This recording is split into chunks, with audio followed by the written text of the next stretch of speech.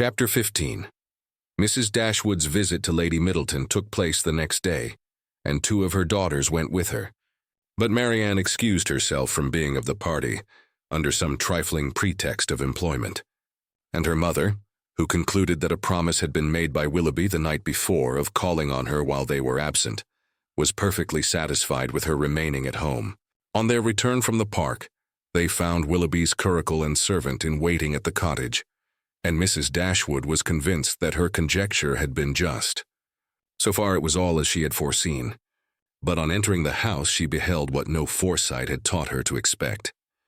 They were no sooner in the passage than Marianne came hastily out of the parlor, apparently in violent affliction, with her handkerchief at her eyes, and, without noticing them, ran upstairs. Surprised and alarmed, they proceeded directly into the room she had just quitted, where they found only Willoughby, who was leaning against the mantelpiece with his back towards them. He turned round on their coming in, and his countenance showed that he strongly partook of the emotion which overpowered Marianne. "Is anything the matter with her?" cried Mrs. Dashwood as she entered. "Is she ill?" I hope not," he replied, trying to look cheerful, and with a forced smile presently added, "It is I who may rather expect to be ill, for I am now suffering under a very heavy disappointment." "A disappointment?" "Yes, for I am unable to keep my engagement with you. Mrs. Smith has this morning exercised the privilege of riches upon a poor dependent cousin by sending me on business to London. I have just received my dispatches and taken my farewell of Allenham, and by way of exhilaration I am now come to take my farewell of you. To London. And are you going this morning? This is very unfortunate, but Mrs. Smith must be obliged, and her business will not detain you from us long, I hope." He colored as he replied, "You are very kind, but I have no idea of returning to Devonshire immediately. My visits to Mrs. Smith are never repeated within the 12-month. And is Mrs. Smith your only friend? Is Allenham the only house in the neighborhood to which you will be welcome? For shame, Willoughby. Can you wait for an invitation here?" His color increased, and with his eyes fixed on the ground, he only replied, "You are too good." Mrs. Dashwood looked at Eleanor with surprise. Eleanor felt equal amazement.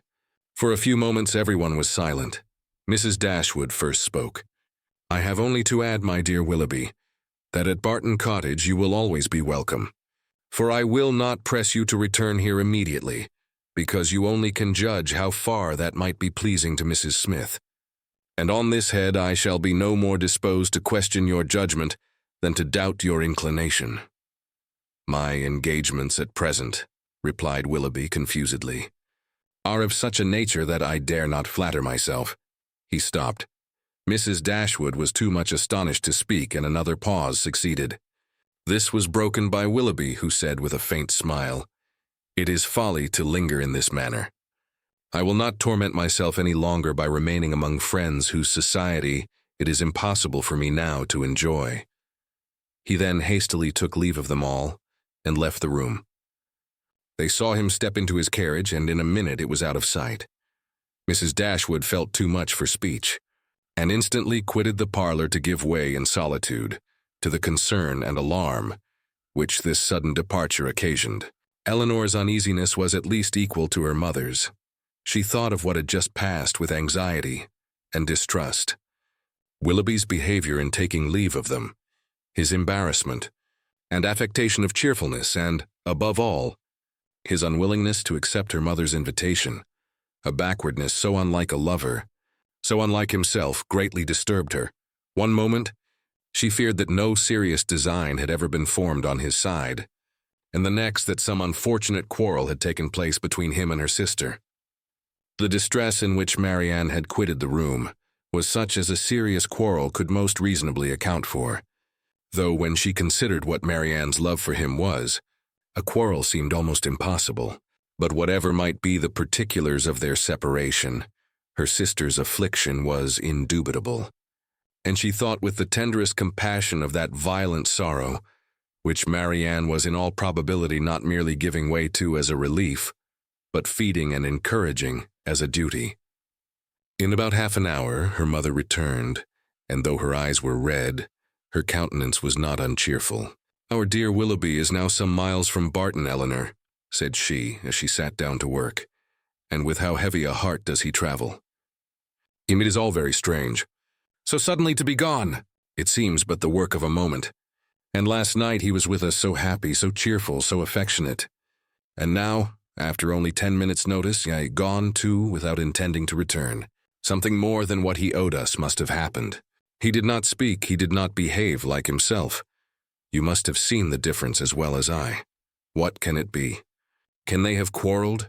Why else should he have shown such unwillingness to accept your invitation here?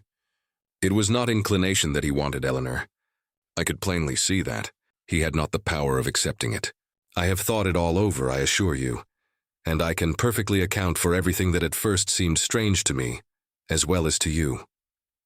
Can you, indeed?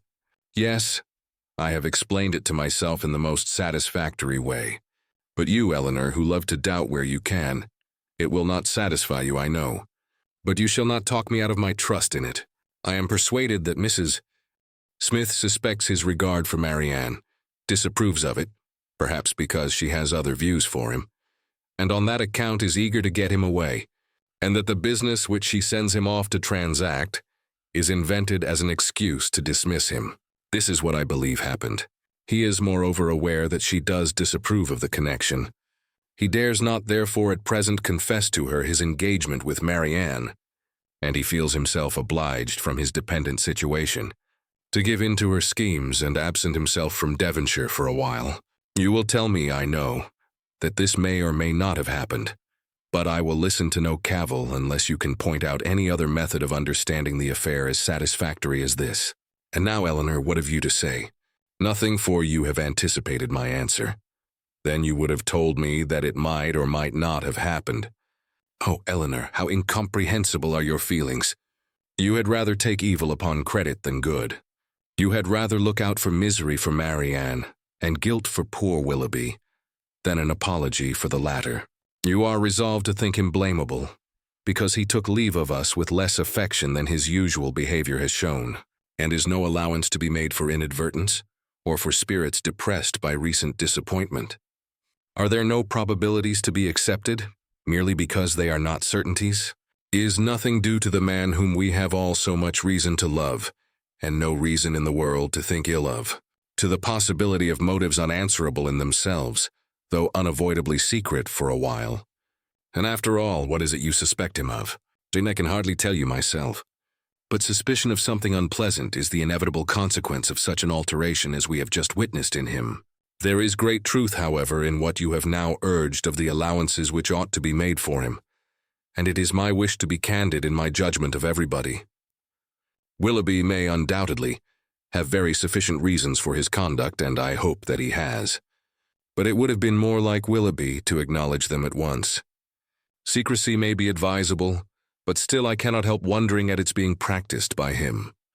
Do not blame him, however, for departing from his character, where the deviation is necessary.